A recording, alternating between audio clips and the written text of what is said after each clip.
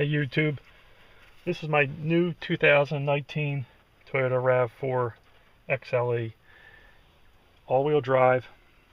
I wanted to just give you a little bit of help making a decision on trying to buy your new SUV for 2019. Tell you a little story. Originally I had a deposit on a 2019 redesigned Subaru Forester, and the dealer took my deposit, didn't tell me anything about any power steering recall, the electronic power steering. The EPS on the Subaru apparently had experienced a problem back in, say, mid-February with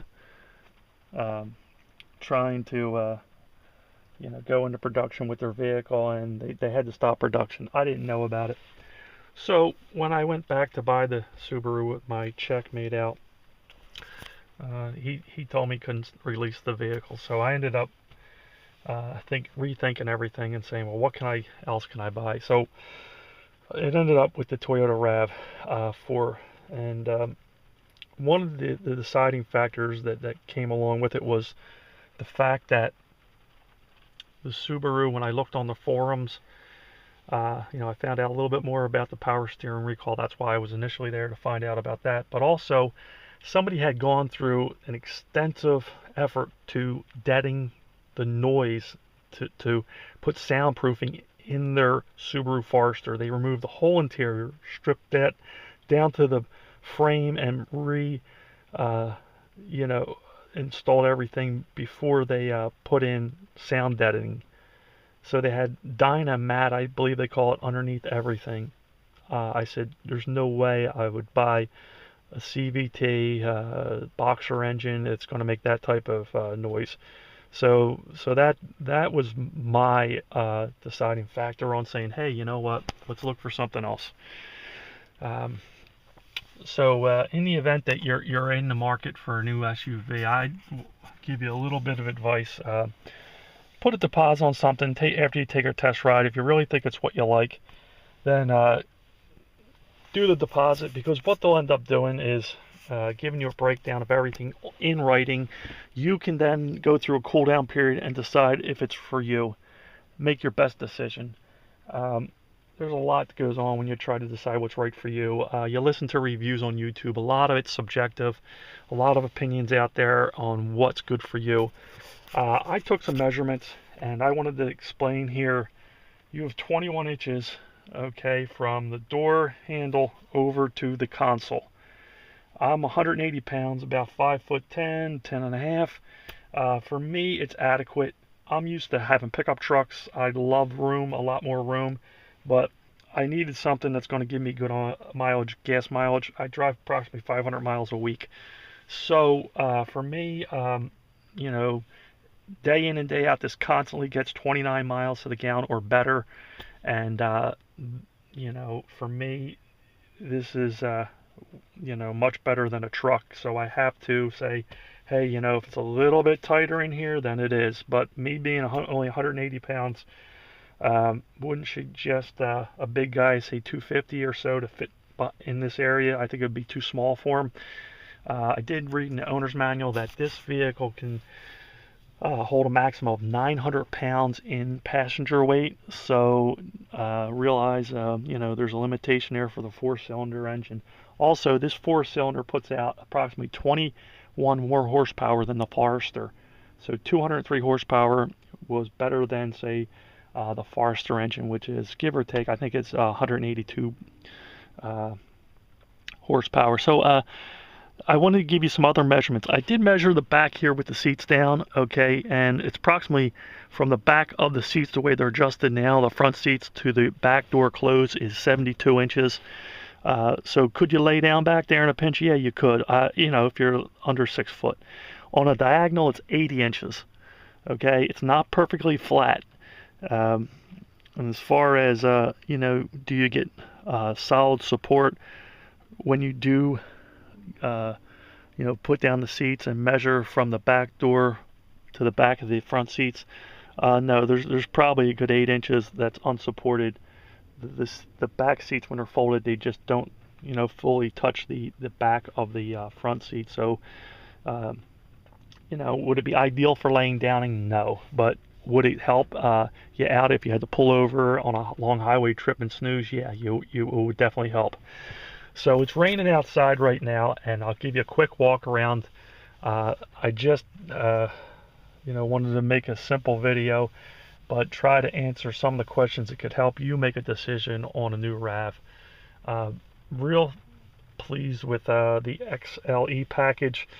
It doesn't have all the bells and whistles, but then again, I paid 32 grand, and you know, I thought that was a middle of the road price.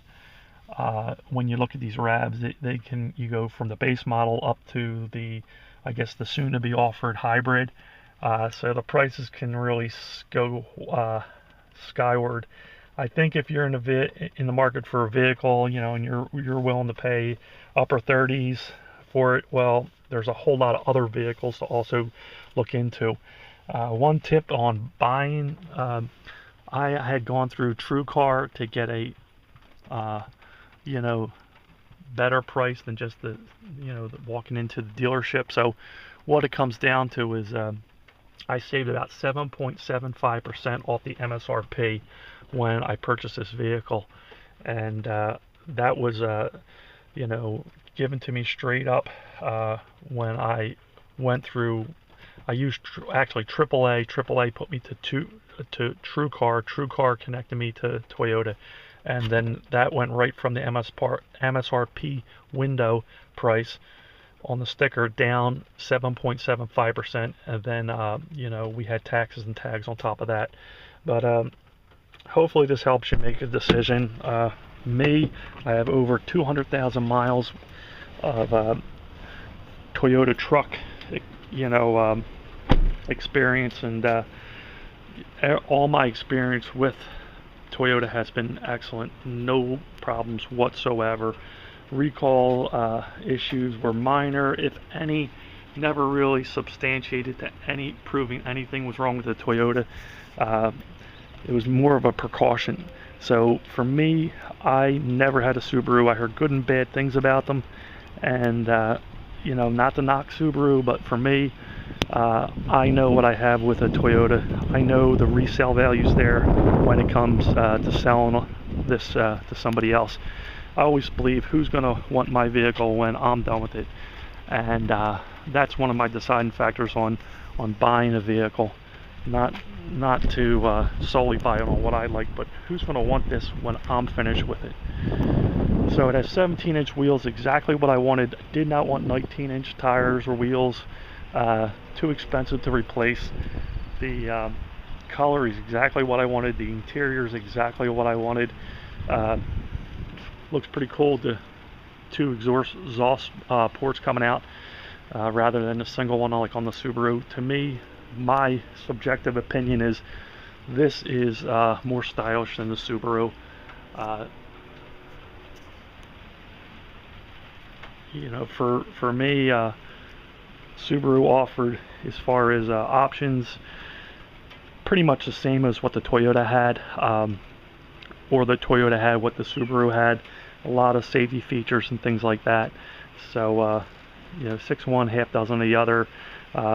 Pretty similar vehicles that way, but my final you know, check went out to Toyota, and that's the you know, route I went. The dealership itself, the Subaru dealership, had caked on mud on the tires. I asked them to clean it. A week later, it was still on there. They did agree, of course, to clean it, but yet to me, when I'm spending 30K plus, you know, you got to get on it. The dealership itself, I'm sure, would have cleaned it up before it delivered, but to me, it felt, you know, like a used vehicle in some manner. The Subaru dealership I dealt with had a lot of trash sitting around their dumpster. I said, this is just maybe the writing on the wall between accepting a deposit on a car that you know, has a recall on it, the mud on the tires, trash around the dumpster. To me, it was a writing on the wall. Find another dealer. So anyway, hope this helps you make a decision. All right, YouTube. See you.